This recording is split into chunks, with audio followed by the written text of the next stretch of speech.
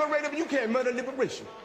You can murder revolutionary, but you can't murder revolution. And you can murder a freedom fighter, but you can't murder freedom. You're tapped in, so let's get right to it. Well, off the bat, it looks like the U.S. and Iran war is back on. The ceasefire didn't last all that long. We predicted that here at Tapped. We said that was a bunch of hogwash. Donald Trump can't be trusted, especially when while being in cahoots with Benjamin Netanyahu. That's all backstabbing right there. So that thing wasn't going to last no time. And hey, our prediction was correct. Now, how it restarted, we have everybody saying, both sides saying, no, it wasn't my fault. No, it was your fault. No, it wasn't my fault. It was your fault, But they have what they call a MOU, a Memorandum of Understanding, that the Trump administration agreed to. And come to find out, this memorandum, this MOU, was violated by the Trump administration. What they did to violate the agreement was they told specific ships to take a certain route through the Strait of Hormuz. That route that they suggested they take was not the route that they agreed with Iran for ships to take to enter and exit out of the strait. So the U.S. intentionally gave these ships' captains coordinates to go through the Strait of Hormuz that were not within that sailing lane through the strait that they had agreed upon. They did it to start this thing all over again. All right. That's one way to look at it. But anyway, if you read the MOU, the Memorandum of Understanding, is clear. I've read it. It's clear. Iran set out that, okay, the strait will be open. However, this is the navigation route, a route you have to take. Anything outside of that, we retain sovereignty. We will attack because we think that's, a ship probably trying to set up something or commit some act of war against them. United States signed off on it. 3 ships at the behest of the United States government or military went outside of the navigated course, or the course to traverse through the strait, knowing full well the United States what would happen, or testing the limits. Immediately, Iran fired upon all 3 ships, hit all 3 ships, and as a result, the United States, started raining down missiles on Iran. Now, there's a lot to this. It's being said that the reason the U.S. did this because they were embarrassed, because the people of Iran and Muslims all over the world, for that matter, showed up or turned out for this funeral for the Ayatollah Khamenei in such numbers that even Trump never seen before, right? I mean, tens of millions of people showed up in Iran first and foremost, whereas let the Trump administration tell it and the Zionist regime of Israel tell it, he didn't have that support. They didn't love him. The whole country turned out. So this is an embarrassment to Trump.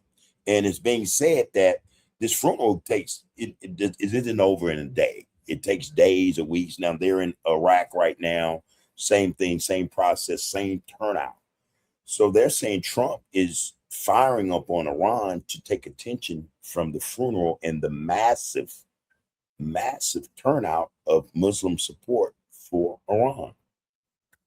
Hey, I wouldn't say that's far-fetched, but I would say, I don't have to ever deal with Trump to know he can't be trusted. He's corrupt, he's a swindler, he's a crook, convicted felon. So, there should be no trust there anyway. So June 14th, 17th memorandum, which was the Memorandum of Understanding, signed by Trump and Iranian President Pezeshkian at Versailles. All right. This was in France, I think. Let me see. The understanding had already been frayed for weeks, with both sides accusing each other of violations.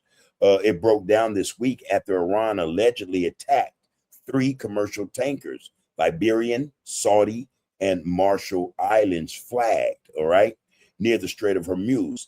In response, SITCOM launched strikes against Iranian targets, saying it hit over 80 sites, including air defense systems and command networks. Speaking at the NATO summit in Ankara today, Trump declared the ceasefire, quote, over, calling Iran's leaders, quote, scum, and saying he doesn't want to deal with them anymore. Though he said negotiators could keep talking. You know, you never know with this guy. And half the time, I don't think he realizes what he's saying. You know. Now, in terms on the bombed buildings full of children. So okay, in case you guys didn't know, that happened earlier this year, right? That did occur. You know, but they're saying that another act of bombing similar to the initial bombing that killed all those 160 something children, this occurred again just last night. Waiting on reports for that, you know, for the Iranian government to verify that, as well as, you know, waiting to see if the United States will even admit that, okay, they messed up again. So here we are again. The United States, they just keep stepping in Iranian dookie, you know, they just keep stepping in this dookie, you know. Something's wrong with this administration. Something is wrong with this administration. Okay. So anyway, Iran has retaliated as a result of these 80 sites being bombed by the Trump administration. As recently as today, Iran has continued its bombing campaign on Kuwait and Bahrain. It is being said that other strikes in other Arab nations are forthcoming. We wait to see if that is true or not. But 8 Iranian military members were killed in U.S. strikes overnight and early Wednesday. Tehran launched retaliatory strikes on dozens of military sites in Kuwait and Bahrain. All right.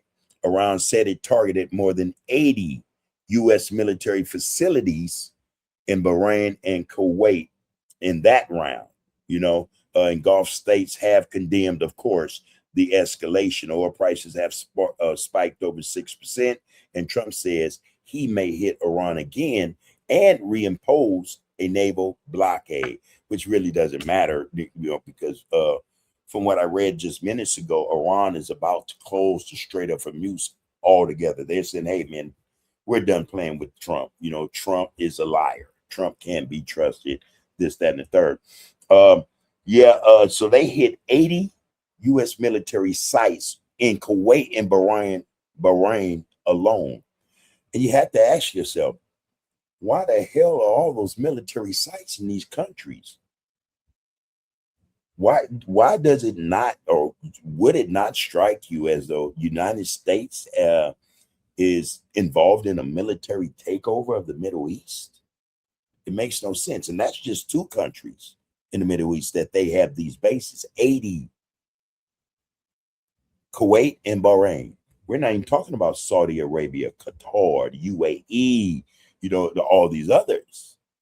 That's a lot of bases, a lot of U.S. personnel in those areas. So, well, what we can, most of us ought to be able to, you know, come to this conclusion. This thing is up and running again. And we say here at TAP, Trump has stepped in a pile of Iranian dookie once again, man. He must like that type of stuff. I don't know. But then again, also, here's the thing.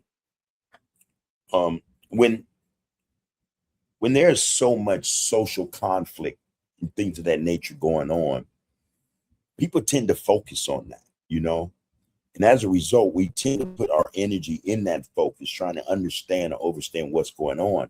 As a result, we deplete our energy and our focus on that issue. So that means then other focuses that we should be, you know, mindful of or interested in fall by the wayside. For instance, the economic or the financial focus of this country, what people are going through, you know. That should be the focus. But because, okay, he started the war again, people immediately go back to this, like, oh my God, what is he doing? Blah, blah, blah, blah.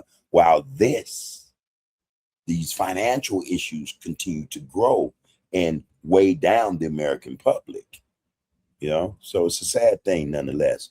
Okay, let me get to this clip. Before I do, please like, share, follow, comment, and subscribe. You are tapped in. This is the Art of Political Discourse.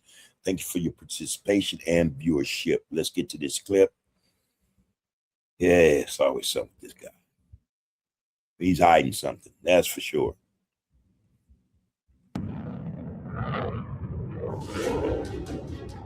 Tensions in the Middle East have escalated dramatically as Iran's Islamic Revolutionary Guard Corps released footage claiming it has launched a massive retaliatory strike against U.S. military positions in the Gulf. The IRGC says it targeted 85 U.S. military sites in Bahrain and Kuwait using a combination of missiles and drones. According to the group, the strikes focused on the U.S. Fifth Fleet area at Port Salman in Bahrain and Ali Al Salam Air Base in Kuwait. Iran also claims its air defenses shot down an American MQ-9 Reaper drone over Bushehr province. Well, that seems to be a target they could fix on quite readily. Is as though if they catch any flying over their airspace, there's no way for those QA drones to get away from them. That is something. America has lost a lot of those drones. And not only that, but, you know, those drones cost money. A pretty penny, millions of dollars, I think, at least 30 million, something to that effect, if I'm right, you know.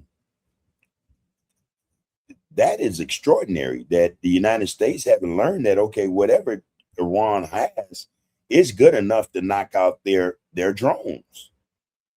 You know, what drones are those by name that the Iranian IRGC are able to knock down the U.S. fly over their airspace with? That is, if you ask me, something to behold. That's the MQ-9 Reaper drone, okay? The MQ-9 Reaper drone. Wonder what that's called. What is the cost of an MQ-9 Reaper drone? How much in American dollars? That is crazy.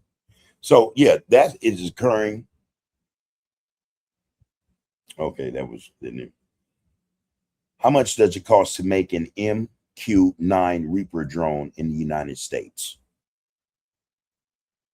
So this war is up and running again, and we can expect that, yes, Donald Trump and, you know, his administration, as well as CENTCOM, will start their missile bombardment of the Iranian country and countryside.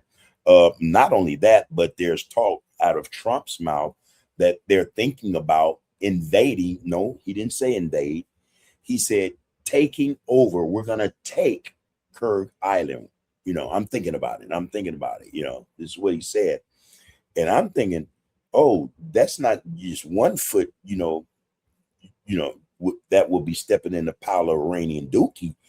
That would be, you'd be knee deep in that stuff, you know. And if he had any sense, that wouldn't be something you'd even want to advertise. The IRGC says the drone cost is anywhere between $30 and $33 million. All right. Wow.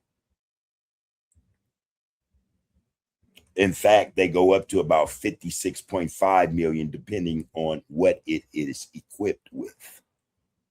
You're talking about big money. Oh, wow. To interfere with the operation after overnight U.S. airstrikes before it was brought down.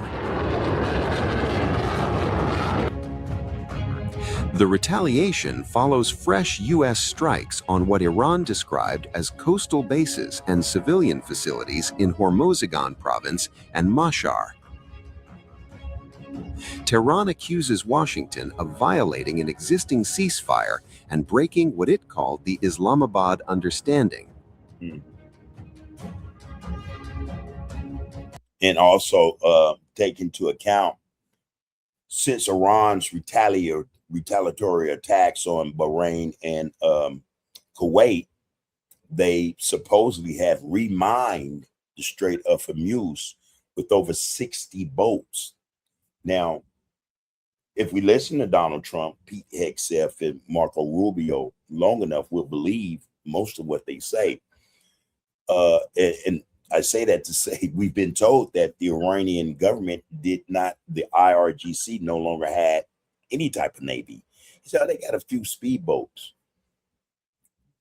You know, by estimate, the boats that were in the Strait of Hormuz early this morning or last night numbered over 60. So to me, that is, you know, whether it's not huge warships or not, that is a number of ships in the water that can create havoc and cause harm. So again, I'm saying that to say that we can't trust anything Donald Trump says. You know, also they are not supposed to have this cache of missiles and missile launchers. You know, they depleted all their stores, and yet Iran continues to fire missiles at the missiles. The latest report is that the attack on Kuwait and Bahrain went on for hours. Where are they getting these missiles? Russia? China? North Korea? You know, we tend to think and trust that, no, they've had these missiles the whole time. And whatever count Israel told the United States they had, Israel was wrong. It's totally wrong.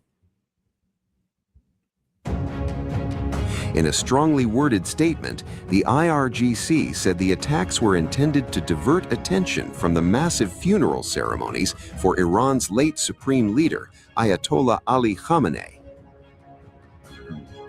Iranian officials described the funeral processions in Iran and Iraq as a show of national unity and claimed they represented a political setback for Washington. Absolutely.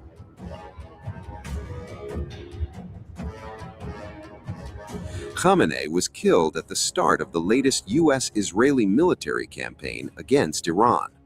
Funeral ceremonies have drawn millions of mourners across Tehran, Qom, Najaf, and Karbala, with the final burial set to take place in Mashhad. The claims made by the IRGC have not been independently verified, and there has been no immediate response from U.S. officials. If confirmed, the reported strikes would mark one of the largest direct attacks on American military assets in the Gulf, raising fears of a wider regional conflict. I want to invite you to a free trading and investing workshop right here in Woodland Hills. I wonder why they always identify or label this war as a conflict. This is actually a war. And we tend to think here at TAP that it is a war over resources. That could be land, that could be the oil. You know, we think that that's what this thing is really all about. And you have to say again, to Iran's credit, they are doing everything possible to show the United States it's not gonna be just you step in this pile of dookie and you'll be able to wipe it off your foot and keep going. No. They're saying every step you take is going to be a pile of dookie waiting for you to step in. That's how we're taking it. I just got something in terms of these MQ-9 Reaper drones. More than 11 of them have been shot down. The cost of those 11 MQ-9s is almost at $500 million. For 11 of them, $500 million. That's the cost. The total loss of those drones is almost $500 million. All right. Now do the math. Math with that math. And here we are in the United States going through some economic turmoil, hardships, and they rather, waste $500 million on drones. That's just on the drones. All right. Crazy work here. The Katamalambia Central Headquarters, in a statement regarding the malicious acts of the terrorist U.S. Army this morning in attacking some southern regions of the country. Okay, we're going to get past that. The Middle East stands on the edge of another dangerous escalation as Iran issued a sweeping warning that every U.S. military base in the region could become a target if U.S. continues what Iran calls repeated violations of the ceasefire agreement. I don't understand why Iran just don't say out loud, hey, you know what? We're going to stop talking to you. You know, we're just going to do what we're going to do. We're not going to say, you keep doing this, you keep doing this. And to Donald Trump, that's something he doesn't hear that, you know. We think that Iran has weapons they've yet to use, especially missiles and drones. And this is what we think Iran is trying to tell the United States. Hey, we don't even really want this, because we know once we hit you guys with these weapons you have no knowledge of, you're going to resort to some real extreme measures. You know, United States does have an arsenal of low yield nuclear weapons. You know, so this is something I'm pretty sure that the IRGC and the Iranian government is aware of. You know, now whether or not United States, well, we pretty much know the United States with Donald Trump at its head is not going to do or listen to anything Iran is telling them. Iran is telling me, hey, look, man, you guys, you need to back off, because we're really being patient. And I'm saying, hey, stop being patient and just get it over with. The threat came after fresh American strikes inside Iran and a new wave of Iranian missile and drone attacks, pushing the fragile truce closer to collapse and raising fears of a wider regional war. But isn't that already occurring? You have Iran attacking Bahrain, Kuwait, Saudi Arabia, Jordan, UAE, Qatar, and anyone else that would support the United States, be that militarily or in terms of military assets on that country's soil. You know, you're already doing it. Not only that, but a lot of you have aligned yourselves with the Zionist state of Israel, the occupiers. And, you know, that regional war has already evolved and it has already become larger. It is actually a regional war. Iran, you know, depends, maybe Yemen, maybe Iraq, not Syria as much, will all get involved on the side of Iran, and it would, you know, or it could become this big war. And, you know, we here at TAP, we tend to think that is the objective of the United States and the Zionist state of Israel, is to have them all fighting each other. This is what they do all over the world. Go to the DRC, the Congo in Africa. They've orchestrated this war, these proxy wars, where they have, you know, civil wars taking place.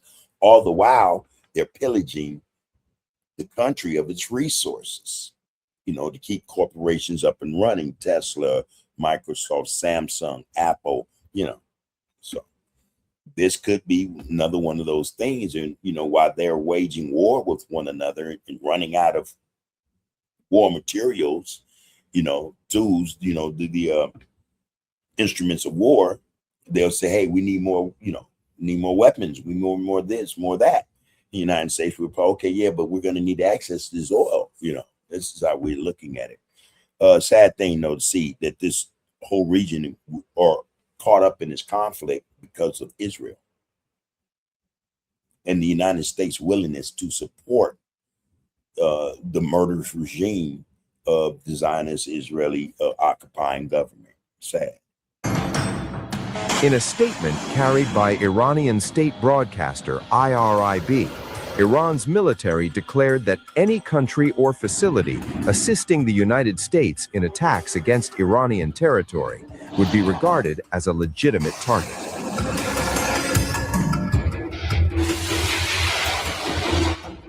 The armed forces accused U.S. of violating Iran's sovereignty through strikes on military and civilian areas in the country's south, and claimed the U.S. had breached all 14 provisions of the ceasefire agreement. Iran warned that continued violations by what it described as criminal America would result in all U.S. military bases across the region becoming legitimate targets for Iranian drones. Earlier, Iran's Islamic Revolutionary Corps announced that it had launched a large-scale missile and drone operation against 85 U.S. military sites, according to the semi-official Tasnim news agency. The IRGC... correction, 85 military sites in Kuwait and Bahrain were struck by Iranian IRGC, and 80 sites were struck by the U.S. military in Iran and those surrounding islands.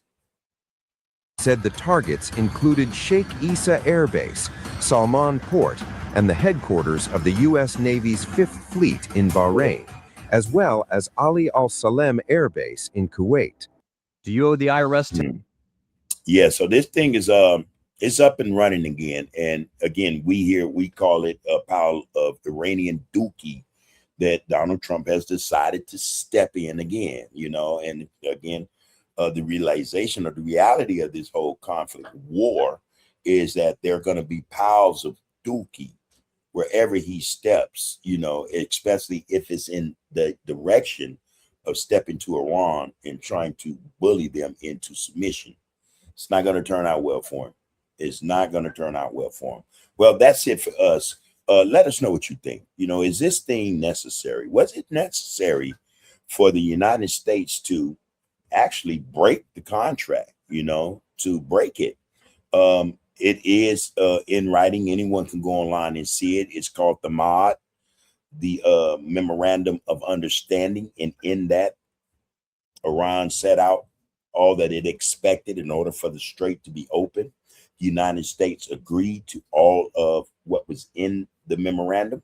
And yet the United States, you know, attempted an underhanded ploy or tactic, we think, again, to get this thing back up and running. He has to, in his own, well, let's not forget that Benjamin Netanyahu is not happy because this thing is not turning out as he proposed it would to the United States government. And not only that, but Trump is not doing all that Bibi wants him to do, you know, actually go in there, you know, and risk the lives of American soldiers for something that they want, an agenda that they have or that he's had for some 40-something years. You know, it's not going to end up well. What do you guys think? Was this all necessary? Should the United States have broken the agreement? And was Iran right to retaliate on the 3 ships trying to pass through the Strait of Hormuz? Let us know what you think. Put those thoughts in the comments. Until next time, you guys take care of yourselves and each other. You can murder a liberator, but you can't murder liberation. You can murder a revolutionary, but you can't murder revolution. And you can murder a freedom fighter, but you can't murder freedom.